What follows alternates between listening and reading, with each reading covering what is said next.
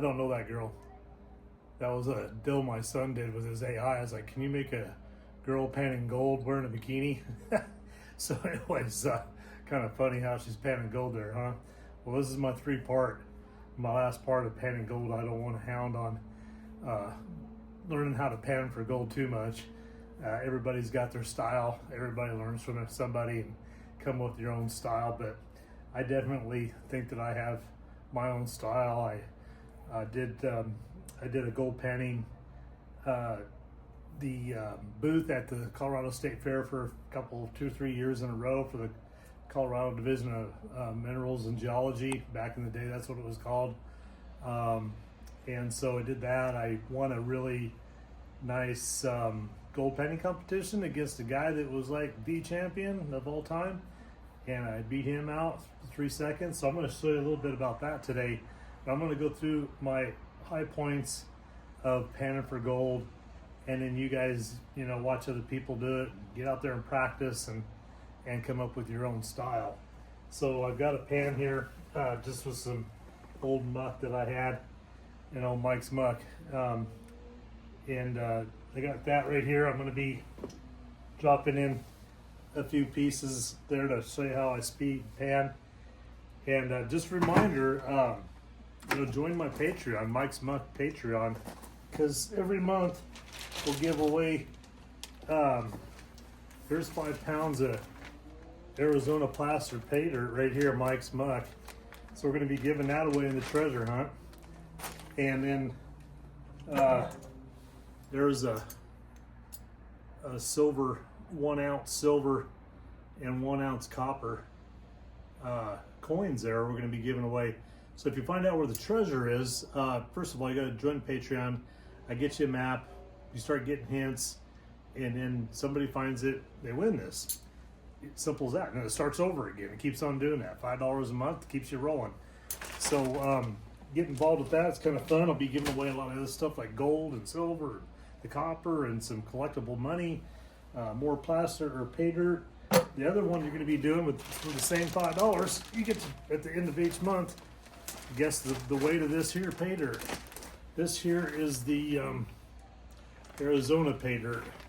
So guess the weight of that. So you'll get the directions on that if you join that Patreon. And you can also buy my pay dirt on eBay. I'm known as Dirt on eBay.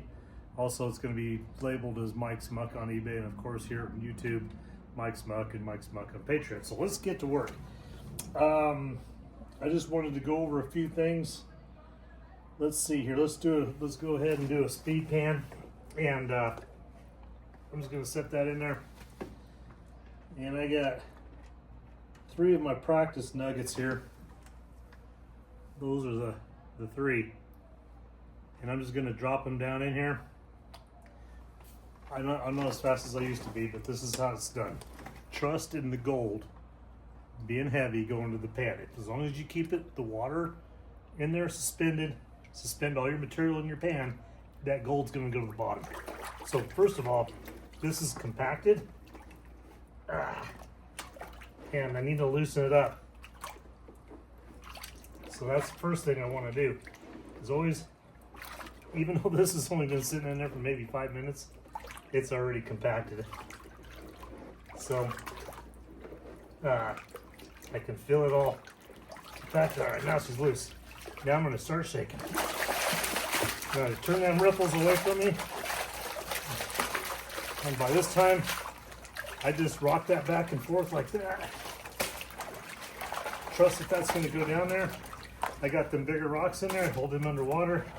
Drag them out. Look at it. Throw them away. Throw them away. Throw them away. Got a couple more rocks in there.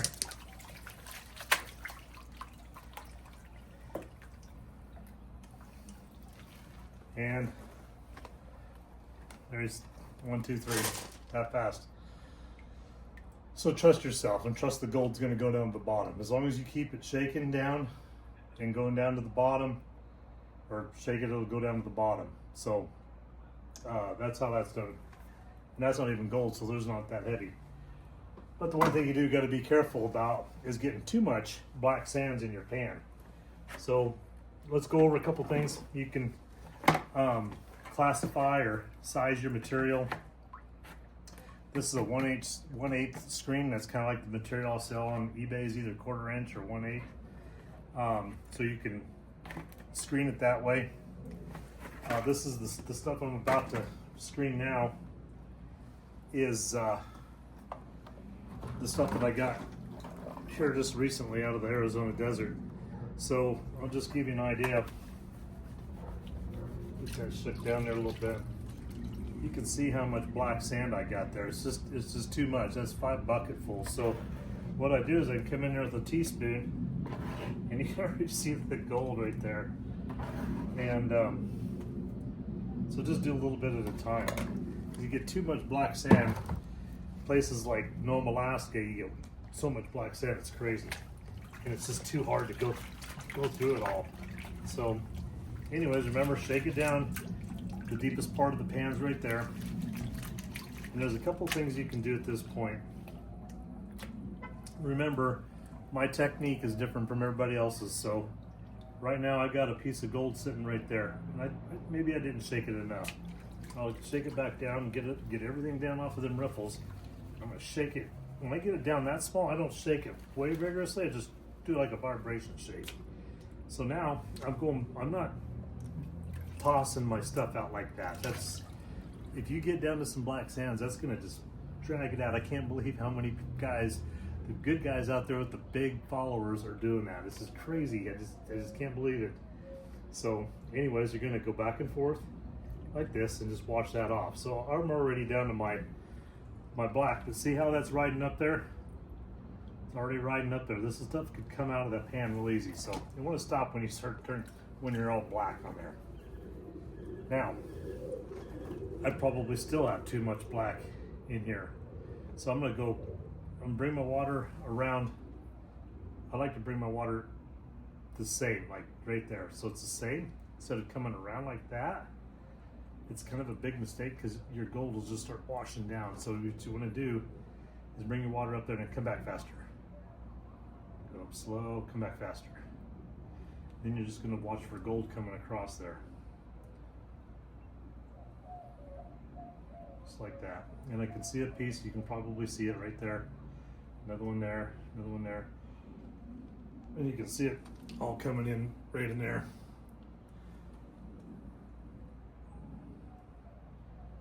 So I really have too much in here. You can also bounce it back in here. So what that's doing, I like what one guy said on his YouTube channel, is when you hit it like this, is like hitting the brakes on your car and everything goes flying to the front of your car. It's kind of the same thing. So you're hitting this, and then it's going up to the front of that pan.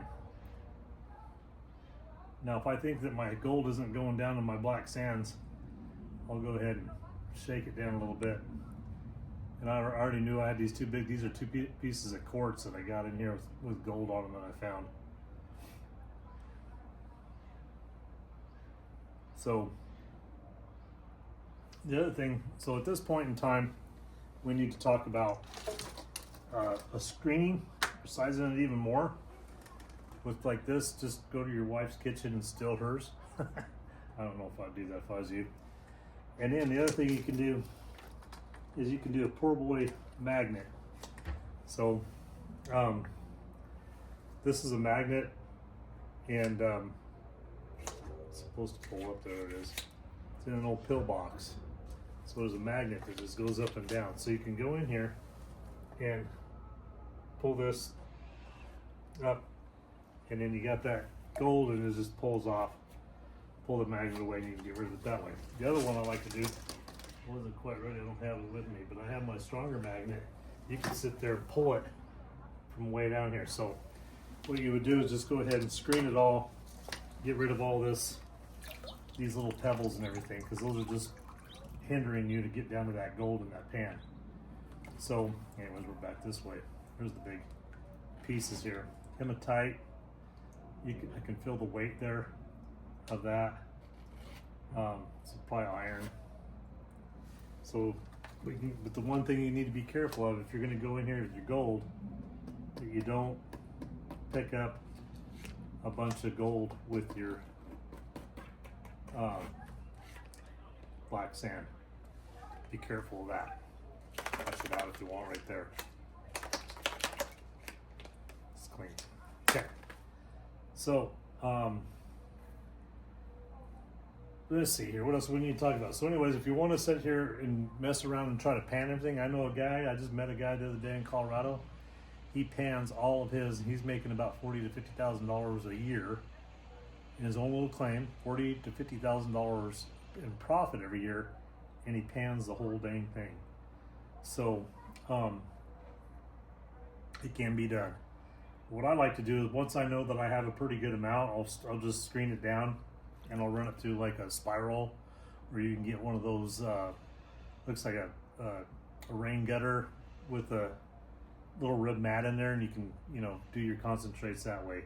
But to sit here and do this, you know, and trying to get down to the last little piece of every little time, it's just, to me, it's a waste of time. There's other things that do it for you.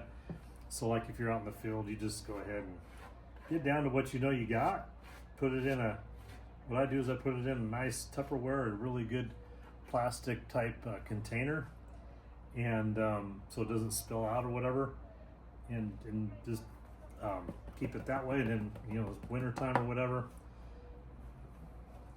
you can run your concentrates that way when it's cold out.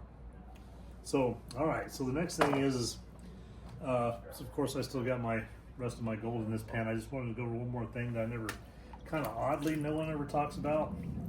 At least I haven't heard anybody talk about it. This pan here is a 16-inch Estwing pan. I really like the Estwing. You can't really even buy them, but you can be able to buy them on my dirt on eBay. So a 16-incher like this one right here is specifically made so that you can go out and test and figure out how much gold you have in a cubic yard of dirt. And so, so if you do 200 of these, that's 1 cubic yard. And then you can weigh out your gold, and you can figure out about how much gold you have per cubic yard. So that's kind of how guys will go out there, geologists and prospectors, and they're going to go report to a big mining company or whatever, or if you're just doing it for yourself. So a 16-inch is a 200 pans per cubic yard. A 14-inch is about 300 pans for a cubic yard. So if you want to keep tally of that the whole time, you can do the math and just bring it down to one. If you had a certain amount of gold in one pan, do the math, you can figure about how much you're going to have per cubic yard. So anyways, don't forget about the tin pan thing. So if you have some black sands in there, that, like I taught, this one old guy taught me, is you rub that off there, and I don't know if it gets the oxidization off some of that, or it rubs off, whatever, but I do know that when I do this, it makes it all muddy. And I had a whole bunch of concentrates one time, and this guy showed me how to do this, and man, I couldn't believe how much more gold was in my pan. It was crazy. So, but when you learn how to use a tin pan, I want to turn it over this way, shake it over here, and these got ribs on them right here too, so you can do the same thing I was showing you a while ago. You can sit here and go back and forth, and but now I can see the gold coming up, and you can do the same thing, just come up here. I don't know if I got gold in this one or not, but once you start finding gold in a metal pan, there's a little bit of gold right there, a little speck going right there, a couple, another one right there. The old timers used to put mercury down on the bottom to gather all that gold and burn it off in a potato. Hey, that's a good video, dude. So anyways, call yourself a tin panner when you learn how to do these tin pans. I think that's all we're going to go through today. So be watching out for my videos, and stay tuned for those treasure hunts. I'm telling you, there's some good gold coming up, so you want to be in the middle of all that to be ahead of everybody. I got one guy that's about to find this, He's right on top of it, but I haven't given a good enough hint to get him exactly. He's within probably a half a mile. So stay tuned to Mike's Muck. Catch you later.